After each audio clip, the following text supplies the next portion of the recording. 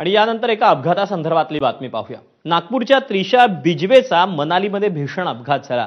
Zip लाइनरवर असताना belt तुटल्यानं त्रिशा 30 फूट खाली पडली। या अपघातात तिच्या पायाला अनेक फ्रॅक्चर झाले। तिच्या कुटुंबियांनी आता व्हिडिओ शेअर केला। तिथे पुरेशी सुरक्षा व्यवस्था नव्हती असं त्यांनी म्हटलंय, तर आपल्या मदतीला कुणीही आलं नाही अशी माहितीही त्यांनी दिली।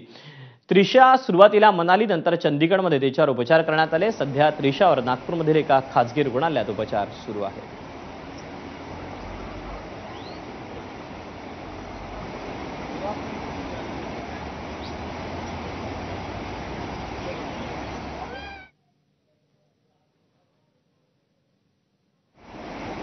तेव्हा झिप लाइनरचा बेल्ट तुटला आणि 30 फुटांवरून ही त्रिशा ही खाली पडली आणि त्यानंतर तिच्या पायाला आता गंभीर दुखापत झालेली आहे। अनेक फ्रॅक्चर झालेले आहेत।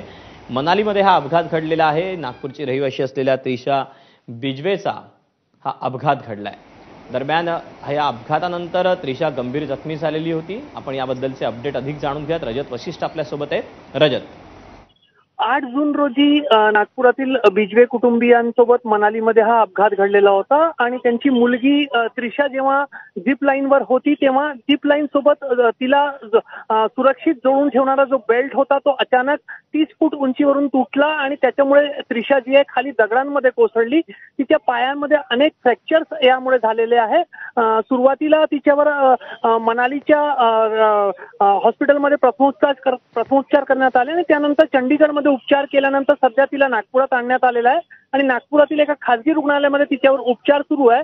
सध्या ती बरी होत आहे। मात्र ज्या पद्धतीने पर्यटनाच्या ठिकाणी सुरक्षितता पूर्णपणे पर्यटकांना मिळत नाही, त्यामुळे त्यांचा जीव कशा पद्धतीने धोक्यात घातला जातो या घटनेवरून स्पष्ट होत आहे। रजत, धन्यवाद दिलेल्या सविस्तर माहितीबद्दल।